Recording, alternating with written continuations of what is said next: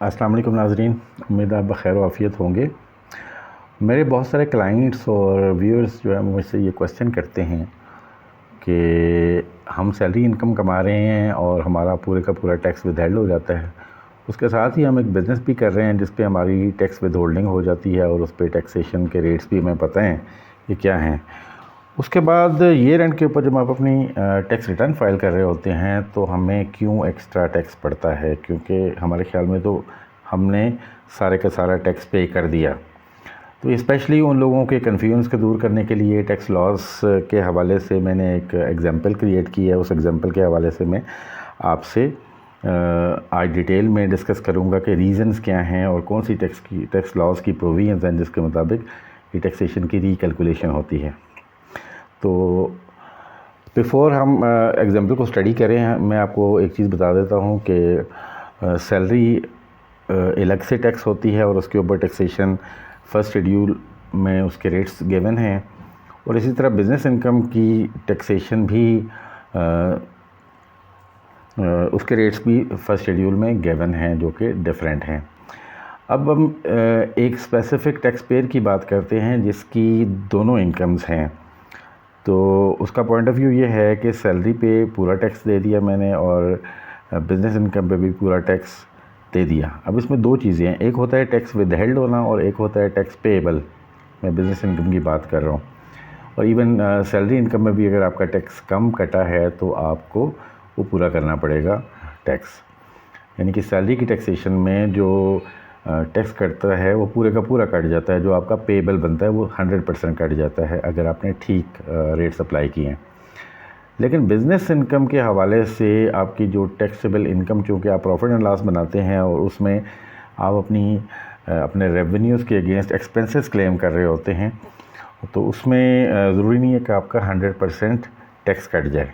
अब मैं इसके लिए मैंने एक एग्जांपल जो क्रिएट की है वो ये की है कि एक इंडिविजुअल सैलरी इनकम के साथ साथ कंसल्टेंसी सर्विसेज प्रोवाइड कर रहा है और कंसल्टेंसी सर्विसेज में उसका जो रेवेन्यू है उसमें 10% उसका टैक्स विदहेल्ड हो जाता है।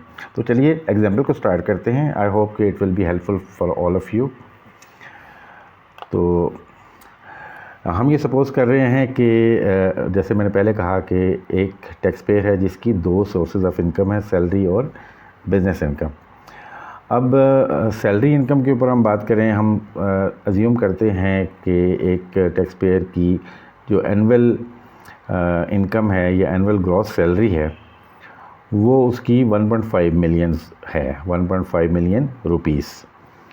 तो टैक्स लॉ में अगर आप फर्स्ट शेड्यूल के मुताबिक आप देखें तो उसका 60,000 टैक्स कटना चाहिए था और 60,000 ही कटा। तो ये करेक्ट कैलकुलेशन है। तो ये सैलरी अगर अकेली होती तो ये ठीक कट गया था और इस पर फर्दर कोई टैक्स देने की ज़रूरत नहीं थी। अब आ जाते हैं बिज़नेस इनकम की तरफ। तो बिज़नेस इनकम में आप एज्यूम करें कि एक टैक्स पेयर है जो सैलरी भी अर्न कर रहा है और उसके साथ ही कंसल्टेंसी बिज़नेस भी कर रहा है, और उसने पूरे साल में 6 मिलियन रुपीस का बिज़नेस किया है कंसल्टेंसी सर्विसेज। और हम ये एज्यूम करते हैं कि उसका 10% जो टैक्स है, क्योंकि कंसल्टेंसी सर्विसेज के ऊपर इंडिविजुअल की सूरत में अगर वो फाइलर है तो 10% टैक्स कटेगा। तो वी एज्यूम कि जी उसका 10% पूरे का पूरा सारे क्लाइंट्स ने काटा, तो इस तरह 600,000 उसका टैक्स कट गया।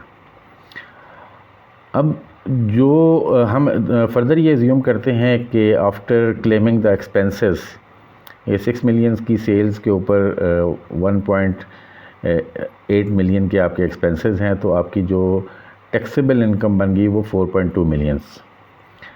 तो 4.2 मिलियंस के ऊपर अगर आप देखें फर्स्ट शेड्यूल में तो 6,80,000 रुपये आपका टैक्स पेबल बनता था।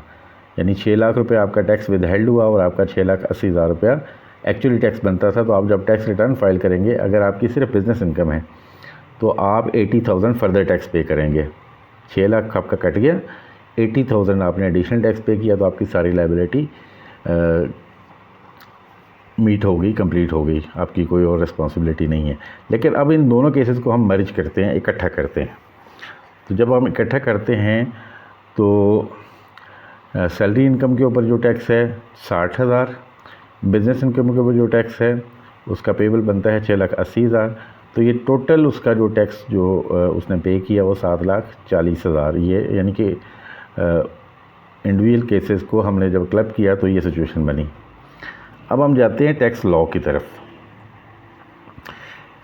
Income from salary 1.5 millions, income from business 4.2 million, तो टोटल होके ये आ गई 5.7 मिलियंस। अब आप देखें कि इनकम फ्रॉम सैलरी जो है दैट इज़ अगर वो 75% है टोटल इनकम का तो वो सैलरीड इंडिविजुअल कहलाएगा, यानी ट्रीटमेंट उसकी होगी सैलरीड इंडिविजुअल की। लेकिन यहाँ पे आप देखें तो यहाँ पे तो कम है, तो ये तकरीबन आप समझ लें कि 25-26% बनता है, तो ये सैलरीड इंडिविजुअल नहीं कराएगा। It will be treated as a business individual for the purposes of taxation. तो इस तरह ये 5.7 मिलियन के ऊपर टोटल टैक्स जो उसने पे किया जाए उसका विदहेल्ड हुआ दैट वाज 740,000। अब ये 740,000 इसका कटा, और अब हम ये देखते हैं कि उसका टैक्स पेएबल कितना बनता था। नेक्स्ट स्लाइड पे आ जाते हैं। टोटल बिज़नेस इनकम 5.7 मिलियन, यानी कि ये टोटल बिज़नेस यानी सैलरी और बिज़नेस दोनों को मिला के 4.2 मिलियन और 1.5 मिलियन, ये 5.7 million. For the tax purposes it will be treated as a business income. तो ये 5.7 मिलियन की बिज़नेस इनकम के ऊपर फर्स्ट शेड्यूल में जो रेट्स दिए हुए हैं उसके मुताबिक 1.13 मिलियंस उसका टैक्स पेएबल बनता है, यानी 11,30,000। तो उसका टैक्स जो इंडिविजुअली अगर हम उसको टोटल करें तो वो 7,40,000 बनता था अगर वो बिज़नेस कर रहा होता, या अगर वो सिर्फ सैलरी दे रहा होता तो उस हिसाब से हमने जो टोटल किया वो 740,000 था।